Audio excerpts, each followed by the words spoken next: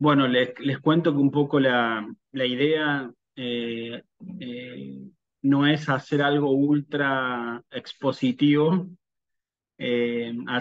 sino por ahí también invitarlos a quien quiera por ahí a que pueda existir un ida y vuelta, o que también ustedes por ahí puedan dar su opinión o lo que ustedes consideren sobre los temas que conversaríamos. Eh,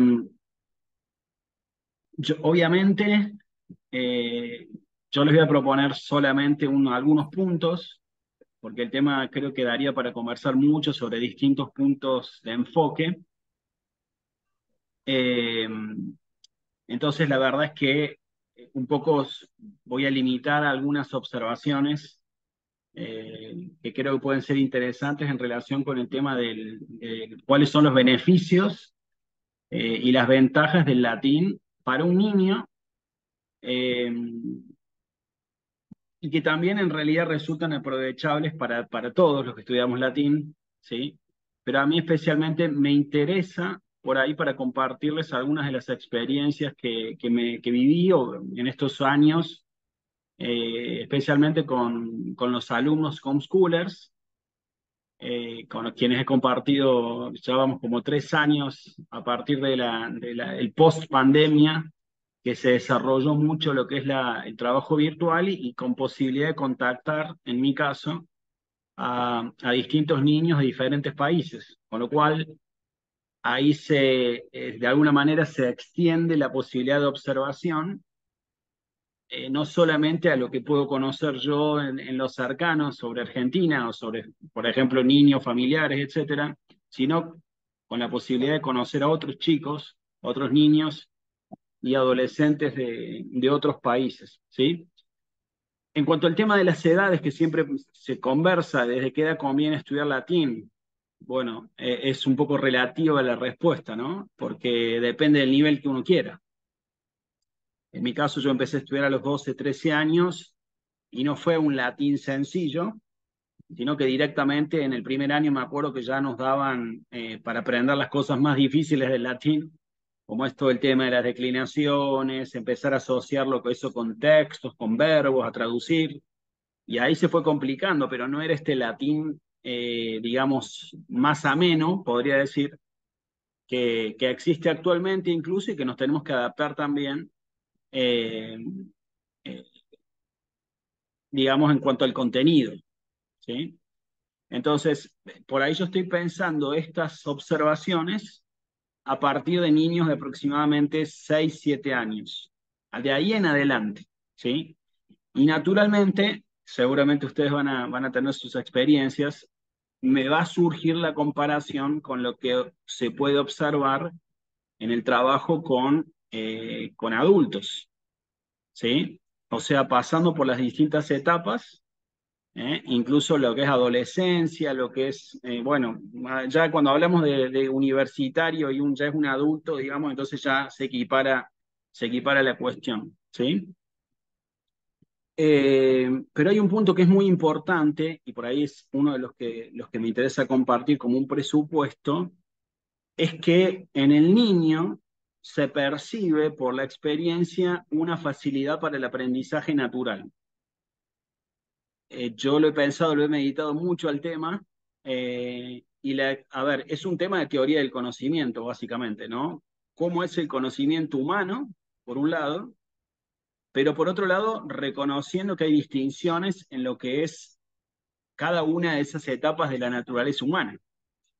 Y el niño está en un proceso de permanente aprendizaje, es como que está atento a todo lo que lo rodea, ¿sí?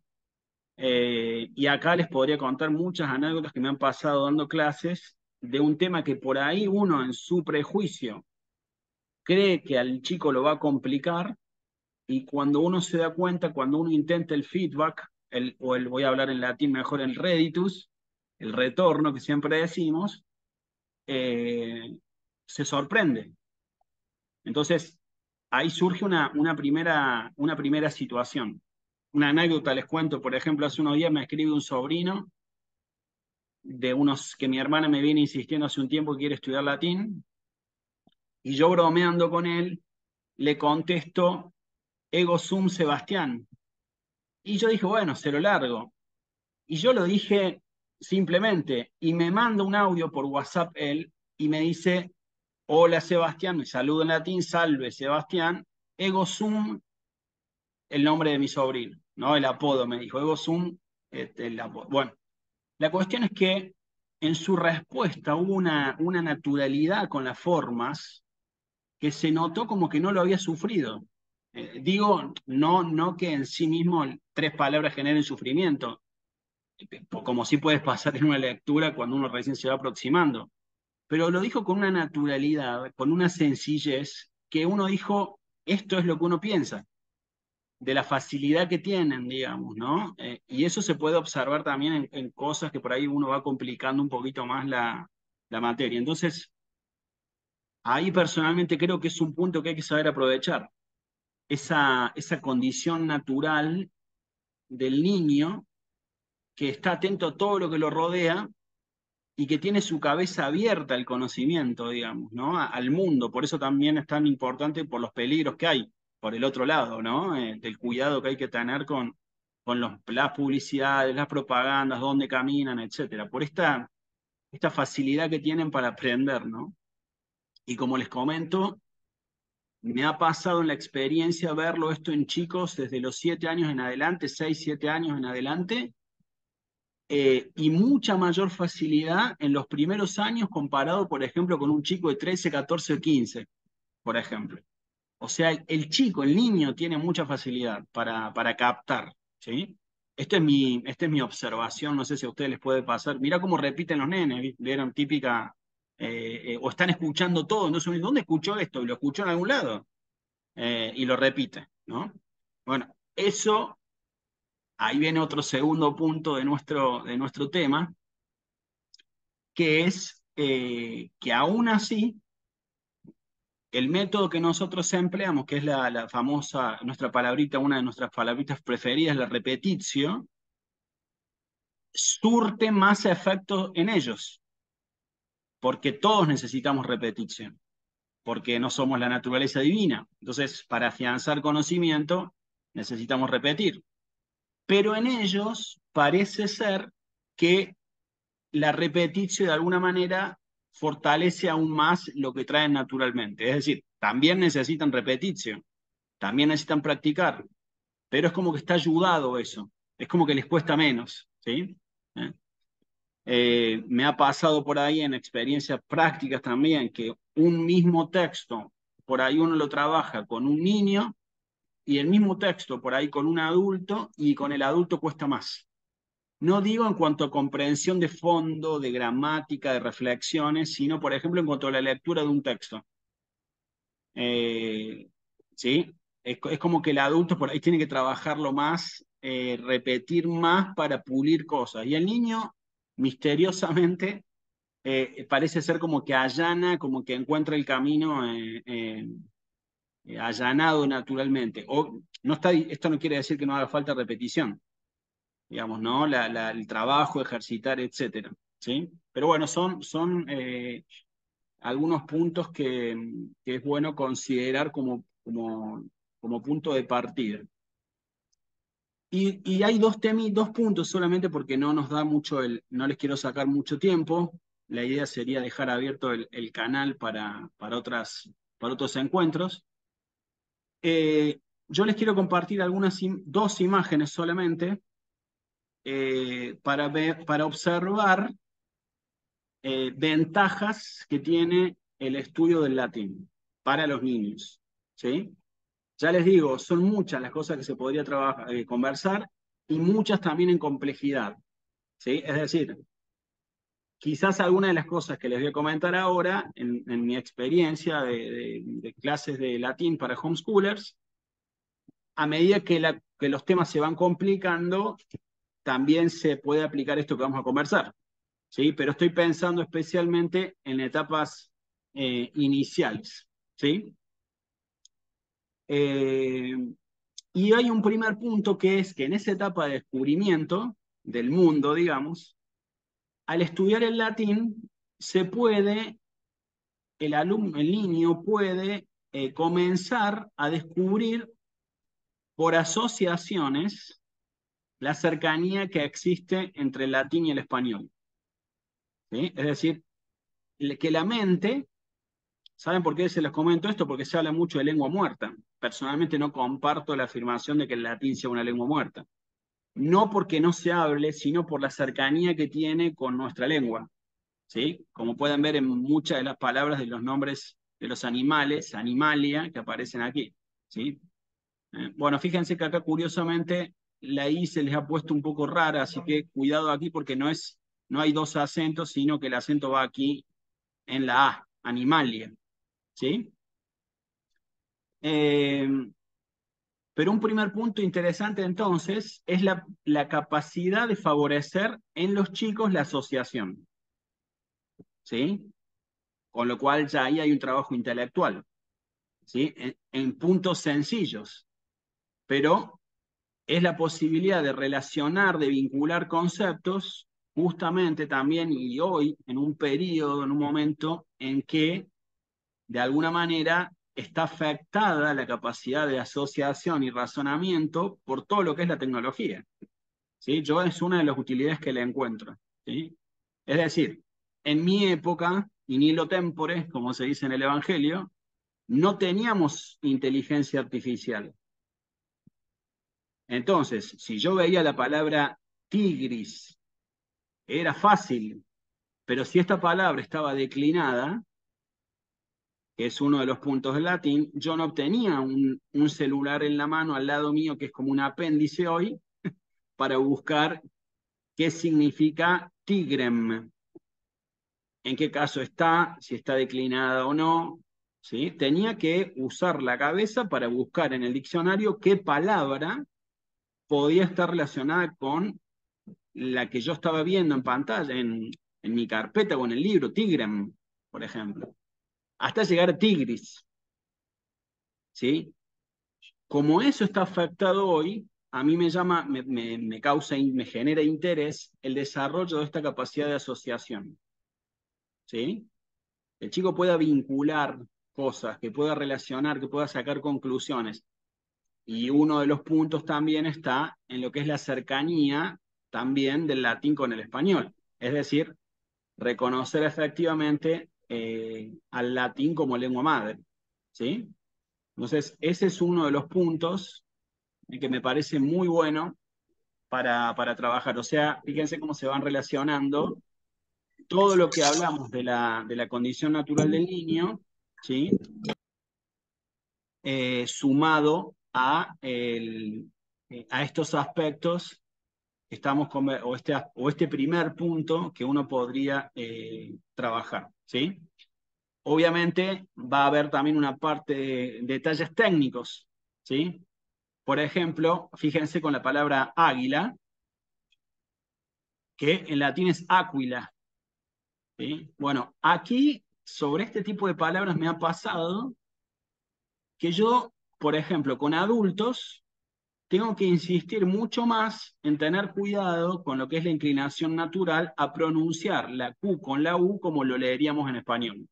Por ejemplo, aquí diría, si alguien lo lee, diría aquí Aquila. ¿Sí? ¿Eh? Yo estoy leyendo un texto, hago la distinción y aclaro que con la Q, con la U, se tiene que leer como Q, en este caso AQ, Aquila, y me ha pasado varias veces que percibo que el niño capta mucho más rápido esto, como que se le graba mucho más rápido con la idea, ¿sí? ¿Eh? Por el contrario, y esto suena a veces como que uno tiene que trabajarlo y comprenderlo también, ¿eh? No, insisto, esto no quiere decir que no estemos eliminando la repetición y la necesidad de la práctica, ¿sí? Pero lo que quiero comentarles es para aprovechar esa facilidad, ¿no?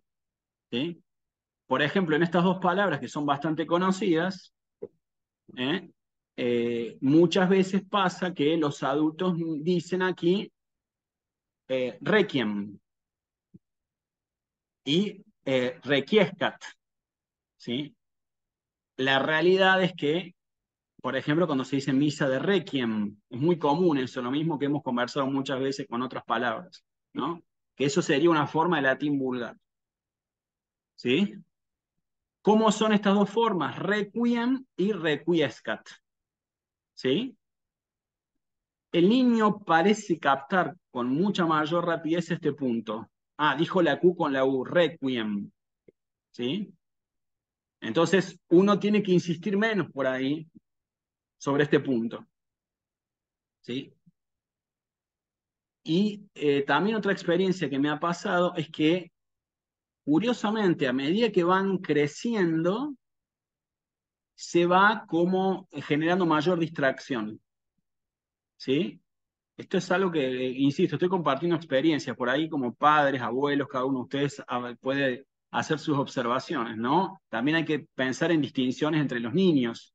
Los chicos son distintos, algunos tienen más memoria, menos memoria, etcétera. Yo estoy tratando de alguna manera de generalizar, ¿sí?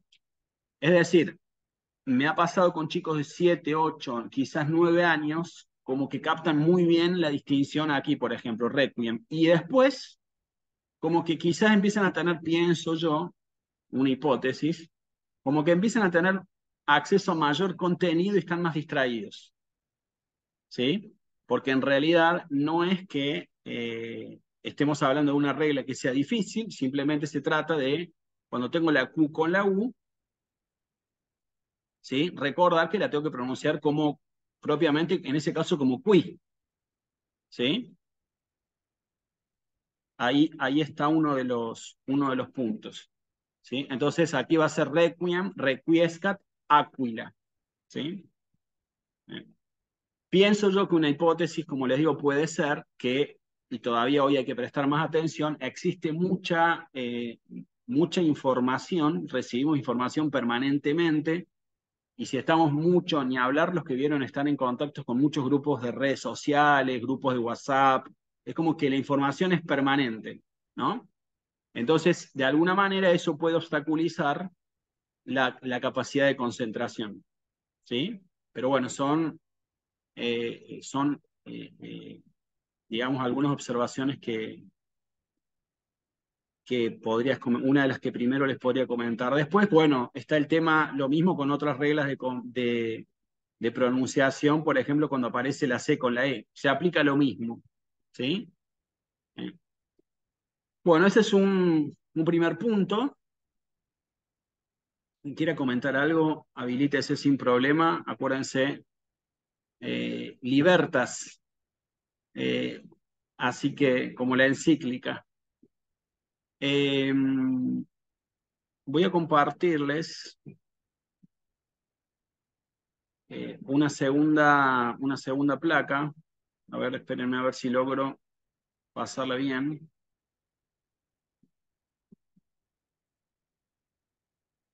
A ver, esperen porque esto... Ahí está. Hay otro punto aquí que personalmente creo que es muy interesante y que tiene que ver también con, eh, con lo anterior, ¿sí? Que es la posibilidad, insisto, vieron que les decía que todo esto se puede aplicar a las distintas cosas que uno vaya viendo incluso en etapas posteriores, ¿sí? ¿Y por qué el tema de los números? ¿Dónde puede estar una de las ventajas? Que el latín lo que tiene, una de las propiedades que podemos trabajar también, con todas las ventajas que tiene la cercanía con el latín, es la posibilidad del trabajo ordenado, ¿sí? ¿Eh? A veces uno tiene que corregir, por ejemplo, cuando hace un ejercicio, y esto es común, pero con los niños suele pasar, que uno, por ejemplo, le dice, bueno, vamos a ordenar dentro del texto que te estoy presentando todas las palabras que aparezcan, por ejemplo, con la letra D, como en la palabra decem, ¿sí? Y resulta que en el texto hay varias palabras con la letra D. ¿Y cuál es el orden para hacer ese trabajo? Entonces, algunos niños, por una especie de intuición, si el texto empieza aquí, empiezan a desarrollar y van presentando, escribiendo palabra por palabra las letras que aparecen con la letra D. Pero otros no hacen así. Otros empiezan por el final, después te cruzan por el medio, te vienen con una que está, ¿eh? Ahí viene el pecado original, diríamos, tomándolo un poco en broma, ¿no? La naturaleza desordenada, ¿sí? Una de las ventajas que tiene el latín, a propósito también de poder estudiar latín, es esta posibilidad de trabajar ordenadamente, ¿sí? Entonces, empezamos por el cero, que acá tenía que no haber puesto nada directamente. Bueno, está bien, se entiende la imagen, ¿no? ¿Eh? Pero en realidad ya hay un unus, ¿no? Bueno, pero nula, el cero, ¿sí? Y la posibilidad de trabajar con el vocabulario que va apareciendo, el orden de trabajo, ¿sí? Es decir, vamos a estudiar los números, podemos después dar vuelta a las cosas. Yo suelo ejercitar, por ejemplo, que empezamos por el unus, terminamos con el 10 o con el 20 o con el 30 y después volvemos del 30 al 1 o al 0, ¿sí? Pero en realidad siempre tratamos de sugerir, de recomendar, de trabajar en forma ordenada. Es decir, unus, duo, tres, quatuor, quinque, etcétera, ¿sí? Con todas las posibles dificultades que puedan aparecer, eh, por ejemplo, cuando aparece una palabra como el 5, quinque, ¿sí? ¿Eh?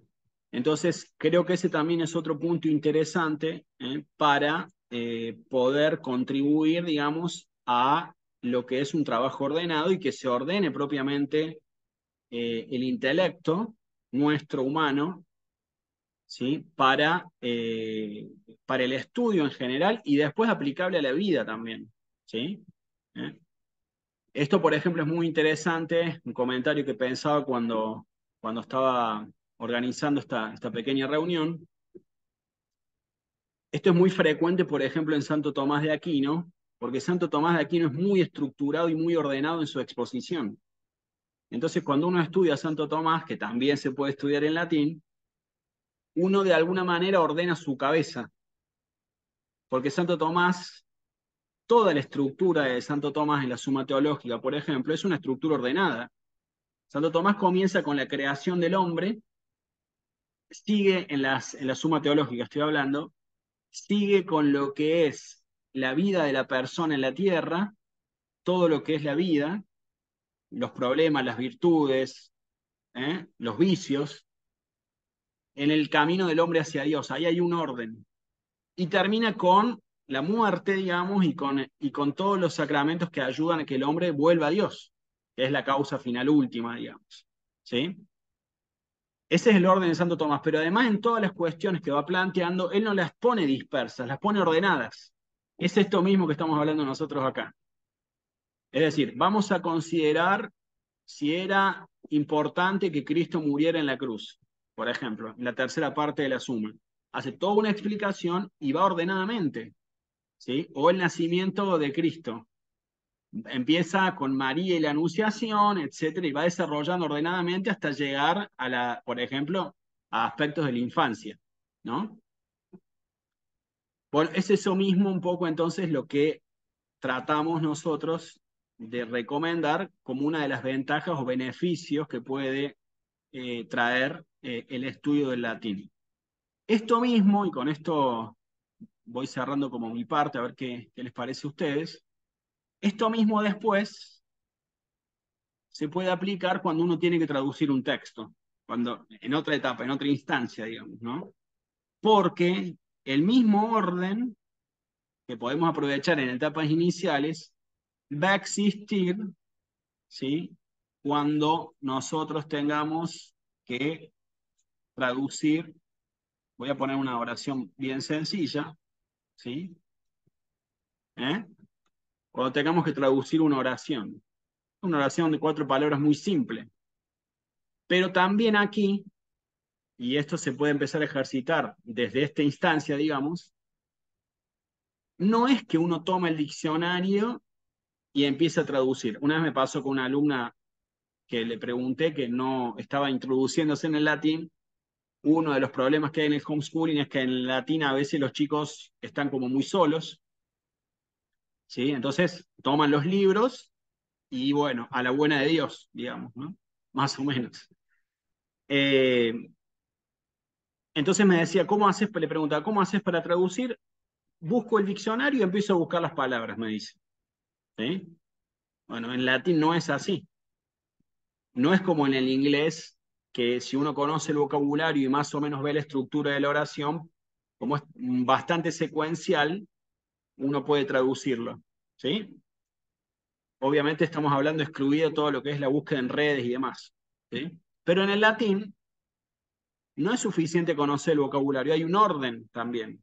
Y el orden es que yo tengo que empezar ubicando el verbo de la oración, siempre. Tengo que conocer dónde está el verbo y además conocer todo lo que el verbo está informando. ¿Sí? Primer paso. ¿Eh? El segundo paso va a ser buscar cuál es el sujeto de la oración. ¿Sí? Entonces, ahí hay un segundo paso que también implica un orden. ¿Sí? Lamentablemente todo esto está afectado por la inteligencia artificial porque una persona hoy pone ego sum pastor bonus. ¿Qué quiere decir? Y la inteligencia artificial por poco te hace un relato de la etimología de las palabras, más o menos. Exagero un poco la cuestión, pero quiero decir que no favorece este trabajo que hacíamos nosotros cuando teníamos 13 años, que nos dolía la cabeza cuando terminábamos la clase. Yo le digo a mis alumnos, si termina la clase y les duele un poco la cabeza es buen síntoma. Si no les duele, quiere decir que anduvo mal la clase o que fue muy fácil, digamos. ¿Sí?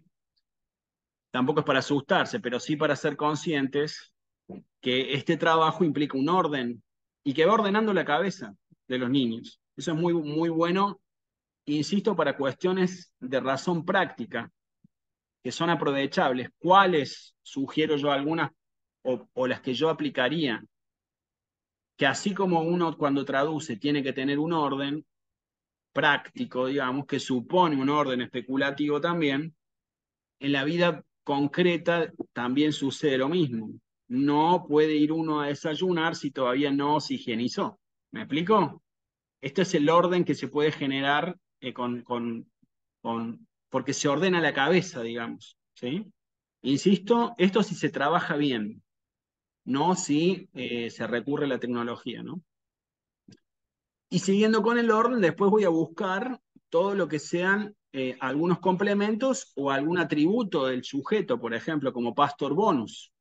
¿Sí? Y qué es más importante, si un sustantivo o un adjetivo. Si puedo poner si es lo mismo decir pastor bonus o bonus pastor. ¿Sí? ¿Cuál es el que conduce bueno, justamente el sustantivo, ¿no?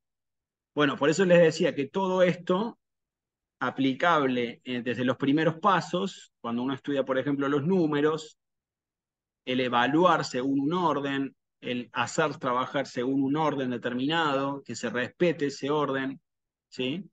Además de las ventajas del contacto con la cultura clásica, tiene muchas ventajas posibles después en las etapas posteriores y de ahí bajarlas, quizás inconscientemente los niños o los adolescentes, a cuestiones que también son prácticas, ¿no? Así como traduzco ordenadamente, también tengo que vivir ordenadamente otros aspectos prácticos ya de la vida, ¿no? Pero bueno, ahí eso quizás es más inconsciente y es cuestión de observación, ¿no? ¿Sí? No estoy diciendo igual que el que traduce bien sea un ordenado en la vida, pero quizás se pueda aprovechar este punto, ¿no? Así que bueno, yo había prometido solamente unos 30 minutitos, así que no sé si ustedes querrían comentar algo, ¿qué les parece? A ver, alguna observación.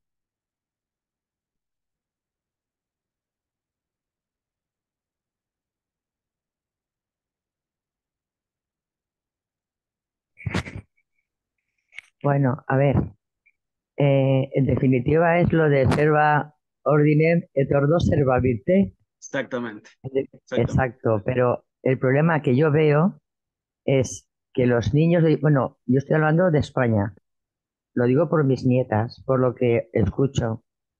Tienen un sistema educativo muy complicado, unas matemáticas que para decir que 2 más 2 son 4 o 2 por 2 son 4, ¿eh? No, no, tienen que hacer un desarrollo, me parece completamente estúpido, ¿eh? tienen que desglosar ahí los números y además con el inconveniente encima que la mayoría de España, pues por suerte o desgracia, no se habla solamente el español, también aprenden en inglés y si encima cada uno tiene que aprender la lengua de donde vive. Y si eres gallego, aprendes gallego, si eres valenciano, aprendes valenciano, ¿eh? Y yo qué sé, y si eres andaluz, pues hablas en andaluz, a saber. Entonces, los niños tienen muchísimo trabajo, aquí no hay homeschooler para nada, o homeschooling, no hay. Me ha llamado la atención el número 7 en concreto, porque pone SETEM, pero es que es paradójico que en Ceuta hay 7 colinas y no se llama 7 colinas, se llama Septem Fratrem. Se llama así y así lo conoce todo el mundo en latín. En Ceuta, Septem, me ha hecho caso. Fratrem, Sí, sí, Septem Fratrem, los así. siete hermanos, algo así. Los 7 hermanos, sí, sí, pero nadie dice los 7 hermanos, ni nadie dice las 7 colinas. Todo el mundo dice septem fratrem. Todo el mundo. Qué buen Eso en dato. Ceuta.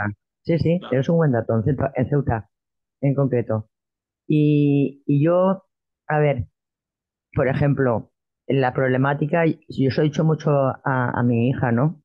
Y además, ayer hablé con mi otra nieta y le pregunté qué tal las notas, me dijo que muy bien, y le pregunté qué tal el inglés, ay, muy bien, ya, ya. Digo, pues ahora te toca latín, tiene 8. Digo, ahora te toca latín. Y me dice, ya, ya, el latín es muy difícil. Bueno, digo, no, cariño, porque soy consciente de que efectivamente a esas edades tiene menos problema. El problema está en el horario. ¿Cómo se compagina eso desde Argentina Bueno, claro, con España en concreto? claro, claro. A ver, Sí, sí, sí, sí. No, igual yo creo que muchas veces hay como un susto con el latín, eh, por lo que decías, Amparo, del susto. Yo creo que entre intelecto y voluntad o intellectus et voluntas, personalmente creo que muchas veces hay más fallas en lo que es la voluntas, ¿sí? Creo yo, porque también está ese punto, ¿no? Una cosa es entender algo que se puede explicar en una clase, por ejemplo, a ver, la primera declinación parece fácil, perfecto. Le agregas un adjetivo, parece fácil, perfecto, pero te agrego la segunda declinación y ahí puede que es verdad que se agrega más contenido y eso, aunque tengas buena memoria, te va a exigir sentarte, como decimos en Argentina, no solamente calentar la silla, ¿sí? Sino que ahí, pero eso no es un problema intelectual. Digo, efectivamente, entre intelecto y voluntad, la voluntad como potencia también es muy importante. No es voluntarismo, pero es la fortaleza de la voluntad, digamos, ¿no? Entonces, yo creo que muchas veces cuando se habla de que es difícil esto o lo otro, hay que ver si no está acá la falla. Bueno, porque cuánto tiempo le estás dedicando, ¿sí? A ese punto que te complica. Y hay alumnos que me ha pasado también tuve una alumna este año de Colombia que empezó el año con mucha dificultad. Y yo a veces tengo reuniones con los padres y les dije, bueno, estoy notando que no hay repetición entre la clase, entre clase y clase. Y la chica hizo un vuelco en un momento determinado, no cambiamos la modalidad de estudio, nada, siguió todo igual, pero cambió. ¿Dónde estuvo el punto? En que fortaleció el trabajo.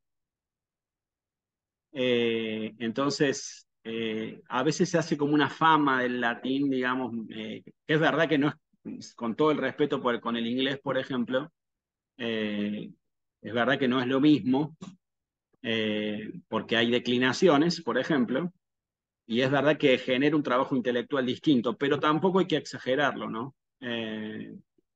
Al tema.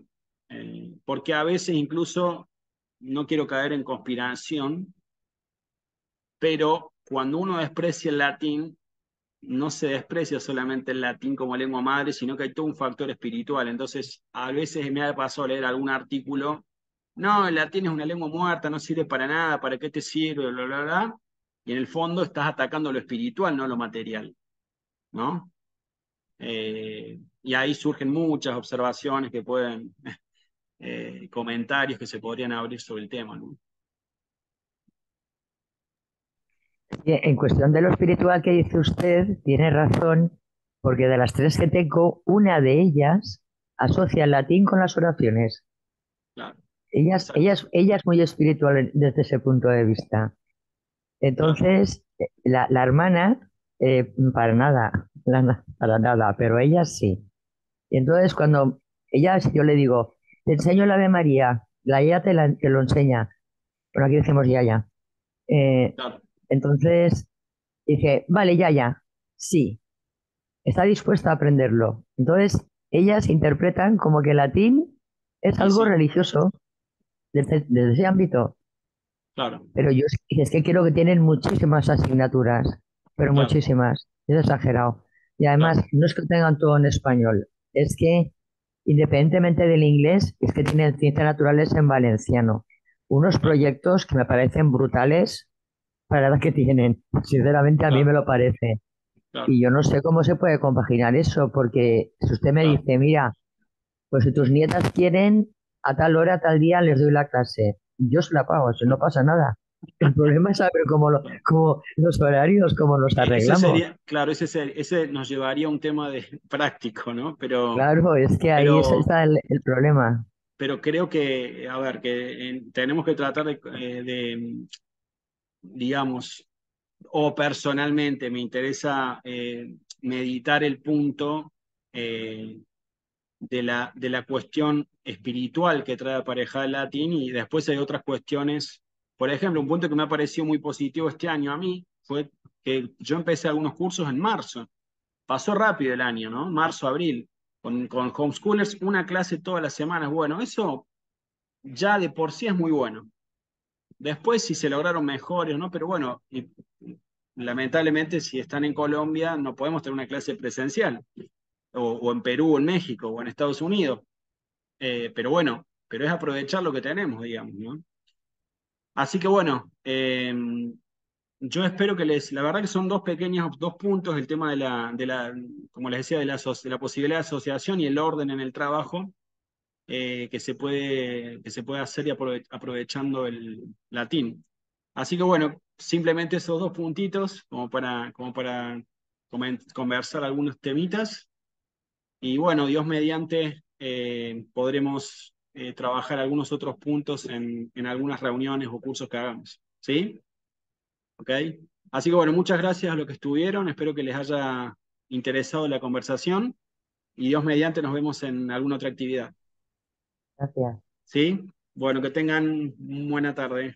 Adiós, adiós. Igualmente, Salve. adiós. Adiós, adiós, Feliz René. domingo, Gaudete. Gaudete Gaudete, mañana. Amparo. Mil Gaudete. gracias. Eh, Salve. Hasta luego, salve. gracias. Salve. Adiós, adiós. Gracias.